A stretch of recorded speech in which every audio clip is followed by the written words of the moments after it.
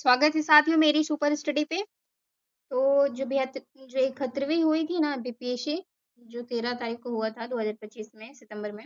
तो इसका हम जो है क्वेश्चन देख लेते हैं कि इससे हम तैयारी आगे कैसे करें। तो देखते हैं कि किस टाइप का क्वेश्चन आया था, उसी टाइप से मैं वीडियो बनाऊंगी। इससे आपका और मेरा दोनों का तैयारी हो जाएगा। तो चलिए देखते हैं। जिसकी व्याख्या की जरूरत होगी उसको पढ़ लेंगे, बाकी ऐसे करते हुए निकल जाएंगे। तो देखते हैं कि यूएनडीपी मानव विकास सूचकांक रिपोर्ट 2025 के अनुसार भारत में जीवन प्रत्याशा 1990 में जो है 58.6 वर्ष थी और 2023 में कितनी हो गई है, ये पूछा गया है। तो इसका आंसर होगा ए 72 वर्ष होगा। तो इसको याद रख लेंगे 2025 में। तो अगर 2026 में इसकी रिपोर्ट आई होगी तो आप इसको आकलन कर लेंगे। तो ये देखिए 2023 में बढ़कर 72 वर्ष हो गई थी। ठीक है, आगे बढ़ते हैं। देखते हैं कि फरवरी 2025 में एआई समिट किस शहर में आयोजित किया गया था। तो एआई समिट 2025 का है, तो हम लोग 26 का भी देख लेंगे। तो याद रख लेंगे कि पेरिस में जो है वो मतलब आयोजित किया गया है। फिर देखते हैं, जैसे कि यहाँ हम लोग देख रहे हैं कि 96 अकादमी पुरस्कार 2024 में अम्मा स्टोन को किस फिल्म में मुख्य भूमिका के लिए ऑस्कर मिला हुआ। तो इसे हम याद रख लेंगे कि ऑस्कर पुरस्कार हमें पढ़ना है 2025 या 26 वाला, और उसमें से जो जो मुख्य भूमिका है उनको याद कर लेंगे। मैं उसका वीडियो बना के डाल दूंगी। तो ये जो है पुंथर थिंग्स को मिला हुआ था, इसका बी आंसर होगा। आगे बढ़ते हैं, इधर देखेंगे 4 नंबर में। तो 4 नंबर में देखते हैं कि किस गुजराती फिल्म में राष्ट्रीय फिल्म पुरस्कार, यानी कि हम लोगों को राष्ट्रीय फिल्म पुरस्कार भी पढ़ना है। तो राष्ट्रीय फिल्म पुरस्कार में जो है राष्ट्रीय सामाजिक और पर्यावरण मूल्यों को बढ़ावा देने के लिए सर्वश्रेष्ठ फीचर फिल्म का पुरस्कार किसने जीता है। तो ये जो जीता है वो कच्छप एक्सप्रेस ने, कच्छ जो एक्सप्रेस है उसने जीता है। इसको याद रख लेंगे कि हम लोग को राष्ट्रीय फिल्म पुरस्कार भी पढ़ना है। और ये 71वीं का है और 72वीं, दोनों सॉरी 72वीं बोल रही हूँ मैं, 17वीं का भी करवाऊंगी। दोनों से मैं जब देख लूंगी कि कैसा क्वेश्चन आता है तो फिर उसके अकॉर्डिंग वीडियो बनाऊंगी, और मैं भी पढ़ूंगी, आप भी पढ़ूंगी। फिर देखते हैं कि निम्नलिखित में से किस व्यक्ति या संगठन को 2024 का रेमन मैग्सेसे पुरस्कार मिला हुआ। तो रेमन मैग्सेसे पुरस्कार जो मिला हुआ था, इसमें से उपरोक्त में से एक से अधिक था। तो देखते हैं 2024 का रेमन पुरस्कार था ये सबको मिला हुआ। तो इस बार का भी जो हम रेमन मैग्सेसे पुरस्कार पढ़ लेंगे, ये कर्मा फुतोशी को और मियांजाकी हाओ को मिला था। तो इसको याद रखेंगे हम लोग। या फिर दिया हुआ है कि ये रूरल डॉक्यूमेंट्स मूवमेंट को भी मिला था। ये सारी चीज़ों को हम लोग पढ़ना है। फिर देखते हैं कि आकाश तीर के बारे में निम्नलिखित में से कौन सा कथन सही है। तो आकाश तीर के बारे में हमको कथन जानना है। ये मेंस जो मैं अभी पढ़ रही हूँ, 71वीं का मेंस मेरा अभी 10 दिन बाकी है, तो उसके बारे में बताना है। तो आकाश तीर के बारे में बताना है कि कौन सा जो है सही है। तो इसमें डी इसका आंसर होगा, उपरोक्त में से एक अधिक, यानी कि ए बी सी तीनों सही है। तो हम लोग पढ़ लेते हैं कि आकाश तीर के बारे में क्या बताया गया है। तो आकाश तीर जो है भारतीय सेना की एक एयर डिफेंस प्रणाली का मूल है। यह भारत की व्यापक C4ISR प्रणाली की सजगता से एकीकृत करता है। तो ये सही है। फिर देखिए, निष्क्रिय रक्षा से सक्रिय प्रतिकार की रणनीति को बदलाव को दर्शाता है। तो ये आकाश तीर के बारे में ये जो तीनों कथन है वो सही है। मैं तो मेंस पढ़ ही रही हूँ, मैं इसको पढ़ के जाऊंगी जितना भी मेरे मेंस में है। क्योंकि देखिए, मैंने एग्जाम अभी तक नहीं दिया, मैंने पीटी और मेंस दोनों को कवर करके ही मैं इस बार एग्जाम देने वाली हूँ। तो चलिए देखते हैं नेक्स्ट क्वेश्चन में कि निम्नलिखित में से कौन से रक्षा प्लेटफॉर्म मेक इन इंडिया के पहल के तहत भारत को स्वदेशी सैन्य प्रणाली का हिस्सा है। देख लेते हैं इसका आंसर क्या होगा। इसका आंसर है कि विकल्प डी, यानी कि सभी सही है। तो मेक इन इंडिया को भी हम लोग फिर से एक बार पढ़ लेंगे क्योंकि पूछा हुआ क्वेश्चन। तो देखते हैं, मेक इन इंडिया प्लेटफॉर्म में, रक्षा प्लेटफॉर्म में मेक इन इंडिया के तहत भारत की स्वदेशी सैन्य प्रणाली का हिस्सा है। तो ये जो है F-35 लैंडिंग, ये भी हिस्सा है। फिर आगे बढ़ते हैं, मुख्य योधक टैंक अर्जुन, ये भी हिस्सा। उन्नत टॉल्ड आर्टिलरी गन सिस्टम, ये भी हिस्सा है। तो उपरोक्त में से एक अधिक इसका आंसर होगा और रक्षा प्लेटफॉर्म से संबंधित है। फिर एक बार मैं इसका वीडियो बनाऊंगी क्योंकि जहाँ से क्वेश्चन बन रहा उसी को करना है। ये 71वीं का है, 70 का भी हम लोग देखेंगे, उसके बाद भी है टाइम। 26 जुलाई को एग्जाम है, उसके अकॉर्डिंग पढ़ेंगे। कौन सा जो दिन है हेलोकोस्ट मेमोरियल डे के रूप में जाना जाता है। तो हेलोकोस्ट मेमोरियल डे के रूप में किसे जाना जाता है। तो ये जो है 27 जनवरी को जाना जाता है। किसे जाना जाता है, 27 जनवरी को। देख लेते हैं थोड़ा सा इसका विश्लेषण की। होलोकॉस्ट मेमोरियल डे हर साल जो है 27 जनवरी को मनाया जाता है। ये दिन द्वितीय विश्व युद्ध के दौरान नाजी कैदियों और यहूदियों के सामूहिक विनाश की स्मृति में मनाया जाता है। यह तारीख जो 1945 से ऑजविजल्स नाजी कैंप से मुक्त होने की याद दिलाती है। आगे बढ़ते हैं, देखते हैं कि बानू मुश्ताक किस पुस्तक को 2025 का अंतर्राष्ट्रीय पुरस्कार मिला हुआ है। तो ये हार्ट लैम्प आप भी पढ़ चुके होंगे कई बार और मैंने पढ़ाया भी है, मेरा पुस्तक वाला वीडियो देख लीजिएगा। तो ये हो गया, फिर हम लोग इससे रिलेटेड पढ़ेंगे इस साल। देखते हैं कि सिंधु जल संधि के अनुसार 3 पूर्व नदियां भारत को आवंटित की गई है, निम्नलिखित में से कौन सी उनमें शामिल नहीं है, तो ये बताना है। इसमें से देखते हैं कि जो सिंधु तंत्र के अंदर जो है वो रावी सतलज सब है पर झेलम नहीं है, तो इसका आंसर झेलम होगा। फिर इस त्रुटि को थोड़ा सा देख लेंगे हम लोग कि सिंधु जल नदी जो है वो 1960 के अनुसार ये बताया गया है, इसके विश्लेषण ये है कि भारत की 3 पूर्व नदियां रावी, सतलज और व्यास, झेलम नदी को पाकिस्तान को आवंटित किया गया है, इसीलिए यह भारत की पूर्व नदियों में शामिल नहीं है। यही कारण है कि झेलम उत्तर ये होगा, ये बताया गया है। फिर देखते हैं यूएनडीपी द्वारा विकसित क्षमता गरीबी माप, यानी कि हम लोग को क्षमता गरीबी माप यानी कि CMP के बारे में निम्नलिखित में से कौन सा कथन सही है, पढ़ना है हम लोग को। क्या? क्षमता गरीबी माप के बारे में पढ़ना है। तो चलिए देखते हैं कौन सा कथन इसका सही है। तो इसकी व्याख्या ही हम लोग पढ़ लेते हैं कि कौन सा कथन सही है। रुकिए एक बार फिर से पढ़ते हैं कि CMP स्वास्थ्य और पोषण में कमी के प्रतिनिधि के रूप में जो है बाल कुपोषण को शामिल किया गया है। शिक्षा और ज्ञान में अभाव को दर्शाने के लिए महिला निरक्षरता को शामिल किया गया है। फिर देखते हैं कि आगे बढ़ते हैं, यह पुरुष निरक्षरता को क्षमता गरीबी का एक प्रमुख संकेतन माना जाता है। इस क्षमता गरीबी के एक महत्वपूर्ण संकेतक के रूप में स्वच्छ पेयजल तक की कमी शामिल है। इसका वाक्य हम लोग देखने वाले हैं, इसका आंसर क्या होगा, तो इसका आंसर है 1 और 2 सही है। तो हम लोग इसमें से 1 और 2 सही कर लेंगे, यानी कि ये जो है CMP यानी कि क्षमता गरीबी माप में स्वास्थ्य और पोषण की कमी के प्रतिनिधि के रूप में बाल कुपोषण को शामिल किया गया है, तो सही है। शिक्षा और ज्ञान में अभाव को दर्शाने के लिए महिला निरक्षरता को शामिल किया गया है, तो ये सही है किसमें, तो क्षमता गरीबी माप में। और भी इसके आगे हम व्याख्या देख लेंगे, ये नया टर्म है तो इसको पढ़ना बहुत जरूरी है, हम लोग कई बार नहीं पढ़ते हैं। तो देखते हैं कि क्षमता गरीबी माप यानी कि कैपेसिटी प्रोबेबिलिटी मेजर, जिसे यूनाइटेड ने विकसित किया है। किसने विकसित किया है? UNDP ने, यूनाइटेड बोल रही है, UNDP ने विकसित किया है। इसमें गरीबी के स्वास्थ्य, पोषण और शिक्षा जैसे आयामों को मापने के लिए प्रयोग किया जाता है। इसमें देखते हैं बाल कुपोषण है, बाल कुपोषण को स्वस्थ और पोषण की कमी को प्रतिनिधि माना गया है। आगे बढ़ते हैं, महिला निरक्षरता में देखेंगे, महिला निरक्षरता को शिक्षा और ज्ञान की कमी का संकेतक माना गया है। किसे किसे माना गया है, तो क्षमता गरीबी माप को, इस चीज को याद रखेंगे, किसे, क्षमता गरीबी माप को। आगे बढ़ते हैं कि पुरुष निरक्षरता को जो है क्षमता गरीबी माप में मुख्य संकेतक के रूप में शामिल नहीं किया गया है। महिला निरक्षरता है पर पुरुष निरक्षरता नहीं है। स्वच्छ पेयजल तक सब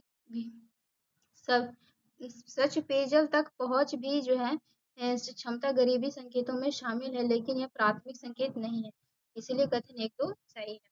आगे बढ़ते हैं, यहाँ पे देखते हैं कि निम्नलिखित में से कौन सी वस्तु या वस्तुएं अप्रैल सितंबर 2024-25 के दौरान निर्यात की शीर्ष 10 प्रमुख वस्तुओं में शामिल नहीं है। इसका हम आंसर देखेंगे, यहाँ पे क्या है, पेट्रोलियम उत्पाद और लौह और इस्पात है। इधर आते हैं तो इसमें से सी इसका आंसर होगा कि बासमती चावल नहीं है, बाकी पेट्रोलियम और लौह ये सब सारे शामिल थे। तो निर्यात की भी कुछ चीज़ों को हम लोग को पढ़ना है, जैसे ये दिया हुआ था उस तरह से अब हम लोग को 25 और 26 को पढ़ना है कि कौन सा निर्यात किया गया है, थोड़ा सा ध्यान में रखेंगे। भारत वन स्थिति रिपोर्ट 2023 के अनुसार बताना है, इसको हम लोग बताएंगे। इसका सही उत्तर सी होगा। तो देखते हैं, पढ़ते हैं, सी इसका सही उत्तर होगा कि मेरा सारा बुक कितना रख दिया कि गिर रहा है। फिर देखते हैं कि देश के कुल वन और विषा आच्छादन देश में भौगोलिक क्षेत्र का इतना प्रतिशत है, तो स्टेटमेंट गलत है। सबसे बड़े दर्ज वन क्षेत्र वाले शीर्ष 3 राज्य झारखंड, अंडमान निकोबार नहीं, भी गलत है। फिर देखते हैं कि सबसे अधिक विषादन महाराष्ट्र राज्य में है और उसके बाद जो है राजस्थान और उत्तर प्रदेश में है, तो इसका आंसर सी सही होगा कि सबसे अधिक जो विषा आच्छादन है वो महाराष्ट्र राज्य में है और उसके बाद राजस्थान उत्तर प्रदेश है। ये मतलब कि भारत वन स्थिति रिपोर्ट 2023 के अनुसार ये सारे बताए गए हैं। तो हम लोग एक बार और देख लेते हैं कि वृक्षाच्छादन की दृष्टि से महाराष्ट्र राज्य शीर्ष पर, इसके बाद राजस्थान और उत्तर प्रदेश क्रमशः अधिक वृक्षाच्छादन पाया जाता है। देश के कुल वन और वृक्षाच्छादन भूभाग का जो है 24.56%, इसलिए 24.56%, इसलिए जो विकल्प ए है वो गलत है, ये बताया जा रहा है। और सबसे बड़े दर्ज वन क्षेत्र वाले शीर्ष में मध्य प्रदेश, महाराष्ट्र और अरुणाचल प्रदेश है, ना कि झारखंड, अंडमान निकोबार और मणिपुर है। इसलिए वो ऑप्शन गलत हो गया था, सी सही है।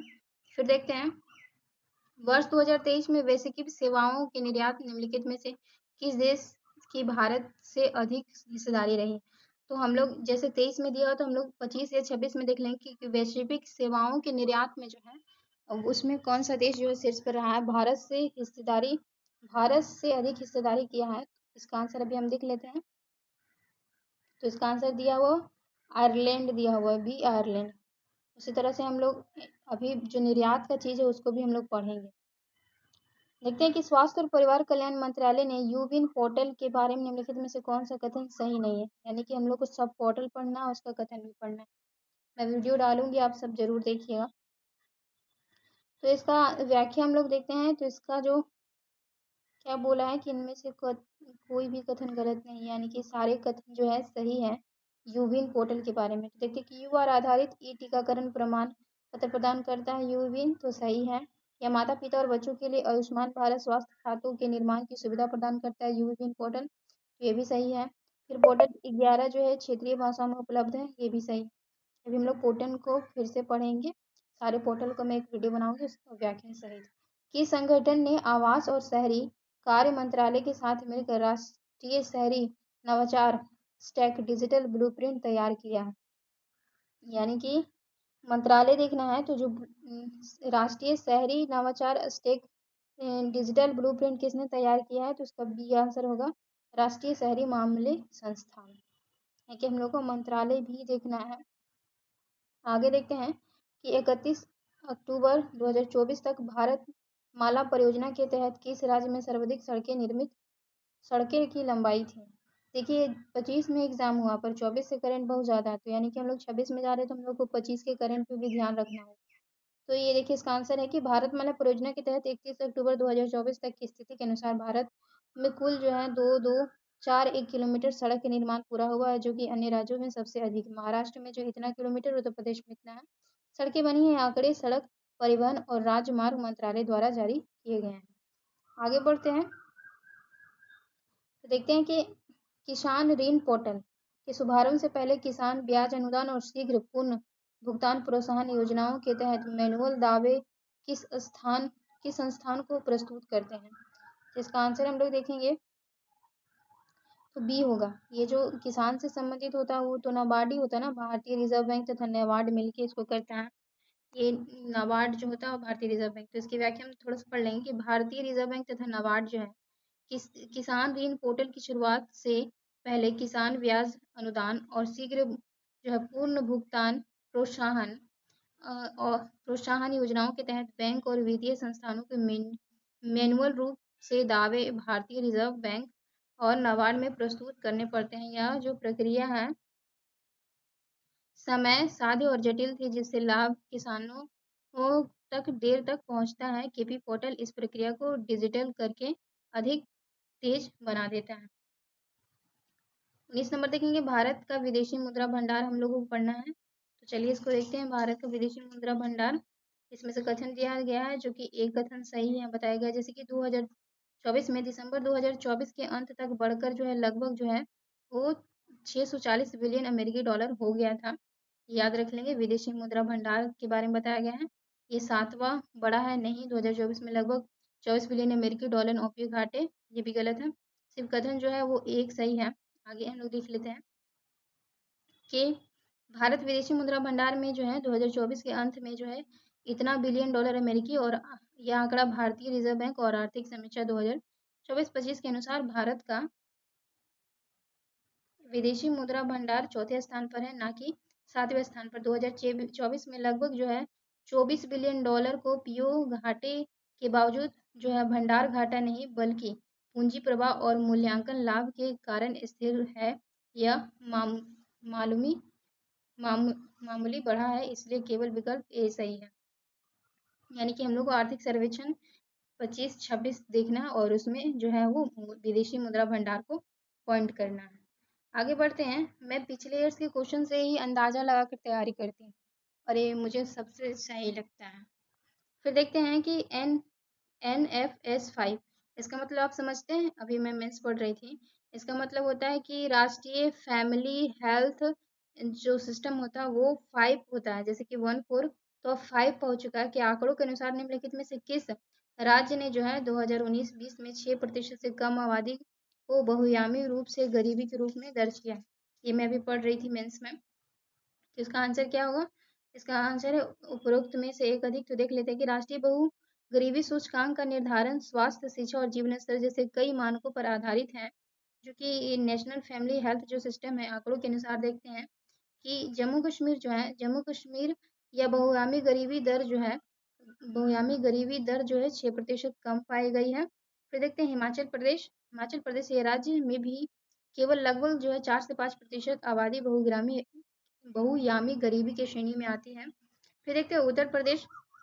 यह जो है गरीबी दर कहीं अधिक है, 20% से ऊपर रही है, इसलिए यह विकल्प सही नहीं है। आगे बढ़ते हैं। तो 21 नंबर क्वेश्चन को देखेंगे और इसका मिलान करेंगे। एक से सूची 2 में मिलान करना है। कुछ इस प्रकार इसका आंसर दिया हुआ है। आंसर सी सही होगा इसका। चलिए देखेंगे, क्वेश्चन को देखेंगे तो समझेंगे तो सही। चलिए देखते हैं क्वेश्चन।